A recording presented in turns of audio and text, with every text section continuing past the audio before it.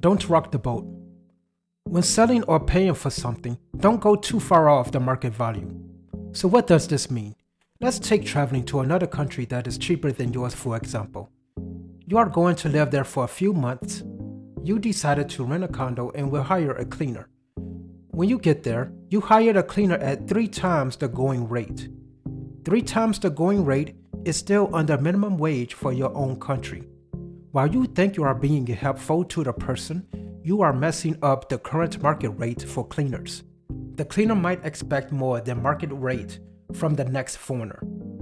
If that keeps happening, the person might no longer want to work for the locals. If cleaners in general get paid more by foreigners, this would make cleaners in general work less for the locals. In turn, it raises the price for cleaning. To look at the selling part, marketing normally finds what people are willing to purchase something. The rate that people will buy is considered the market rate or market value. If you sell things under the market value, that is okay for getting clients. However, make sure to get the cost up to market value to not hurt yourself, especially when something happens in the production line and you can't cover the costs. When I was renting out my place, I started renting it just over $200 less than market rate. When I raised rent, it was about 5%. I don't think at the time that I ever had an increase from employment above 5%. So I didn't want to raise rent more than what I think some people can afford. The rise had to be regardless of what people actually get. Nothing raises based on what is happening to the individual, and nor should rent. When you listen to the people just want free government programs for themselves, they just complain how rent goes up and the landlord is being greedy. If the landlord was being greedy, then to me, that would indicate the rent is going above market value.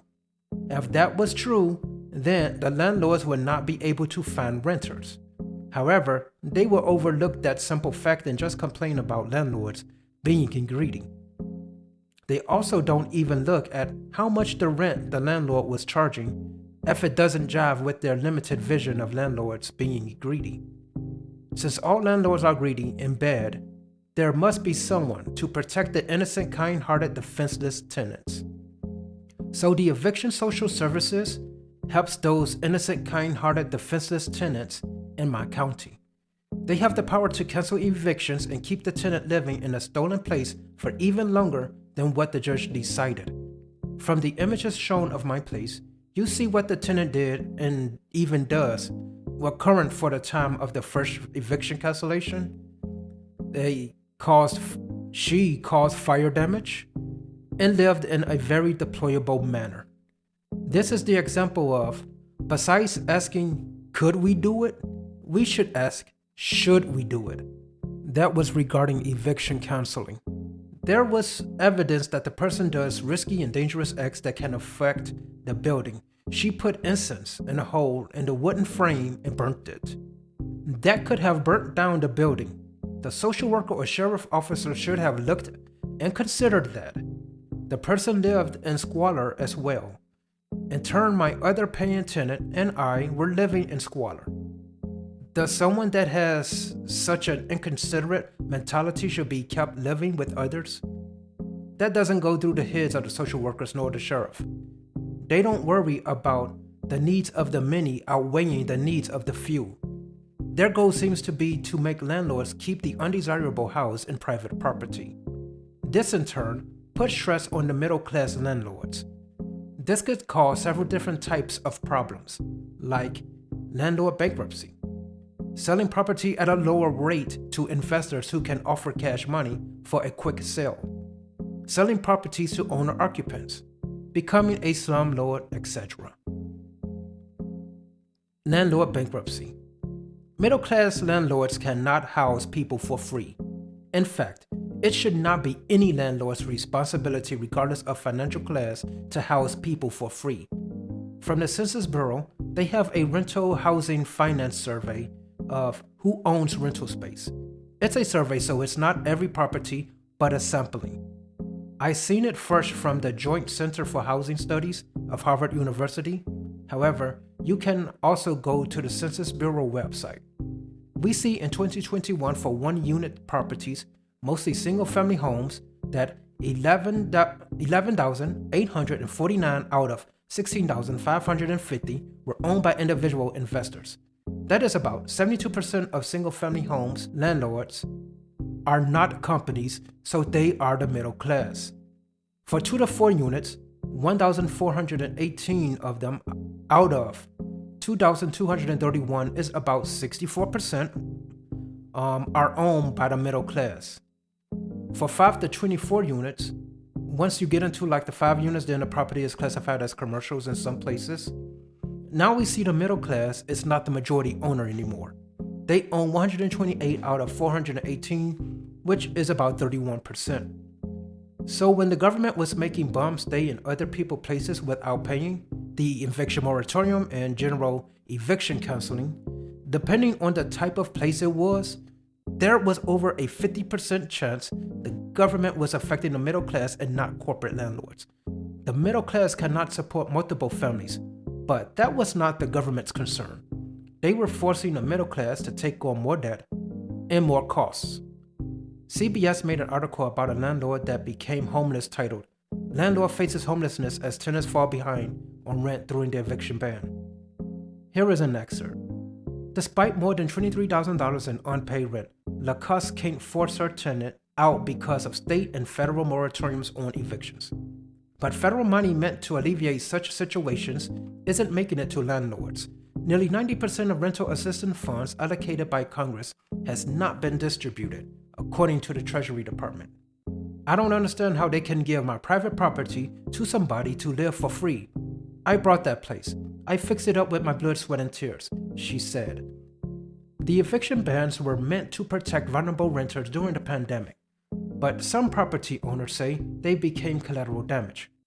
A new report shows that nearly 10% of landlords around the country collect less than half of their rent in 2020. Landlords who own fewer than 6 units were most affected. While the government has some fluffy thoughts of helping the vulnerable, in actuality, they hurt the middle class, making us more poor. It's like the government really wants us all poor living off government handouts. Selling property at lower rate to investors who can offer cash money for a quick sale. During the eviction moratorium, the middle class landlords were not able to house the bums. Some had to get out of the landlording business besides becoming homeless. The quickest way to get out was to sell to cash buyers. You knew the money wouldn't fall through. People that buy with a loan from a bank might not fully qualify and don't know until after agreements were made. That adds to the time the middle class landlords are still paying out of pockets to house bums. Cash money is probably the quickest way to end their financial burdens. With that said, the ones that will be buying are the corporations, the ones the government like to say are greedy. They are the ones sitting on over $200,000 in cash. If you look back at the survey, you will see in 2015 the middle class had a larger percent of single-family homes than they do in 2021. The event of corporations buying single-family homes had happened because of the government. Selling property to owner-occupants. I had read a few Reddit posts on Our Landlord where someone was thinking of renting out his old house, but then the landlords informed the person of the troubles. The person then decided it was best to sell to owner-occupants. While I know of houses that were rented getting sold for the purpose to sell to owner-occupants, I have nothing on this to actually show though. This would affect how many rentals are available for the renters. If there are less rentals, then basic economics of supply and demand dictates that with less supply, price must rise. And rise the rental prices did. Somehow, this came as a surprise to the government. One of the responsibilities of the government is to understand the economy. If they don't understand the basic economic supply and demand, then no wonder the national debt is just constantly increasing. The government should have seen this coming and should have did whatever steps that were necessary to increase the supply of housing. Becoming a slumlord. Without money to fix things, well, things don't get fixed. Not too hard to understand. This is one of the effects of rent control in which the country already has experience with. If rent can go up to stay up with costs, then things will not get fixed. Forcing no evictions, which means no one need to pay rent, also means the government doesn't want landlords fixing their place. They are burning their houses to move into public housing. Of course, but why are they burning those houses and abandoning them? Why? They're badly maintained. No, sirree. Because you have rent control in New York City, which makes it uneconomical to maintain the houses and means that the only way in which you can get any money out of them is by burning them down. Also, an absentee landlord is very... Absentee landlordism, of course. But you mean to say that the public housing units are not absentee landlords? This stuff happened before and the government just never learned any lessons. Seems politicians only care about saying and doing things for votes besides doing what's best for the economy. When you offer cheap rents, the government will not be there to help you if anything happens. The renters will not help, and you are out on your own. All they will see you as is one of the greedy landlords regardless of your actions or situation. If you ever do something at a lower cost, try to quickly get your price up to market value. You have to take care of yourself and don't be concerned about others since they are not concerned about you.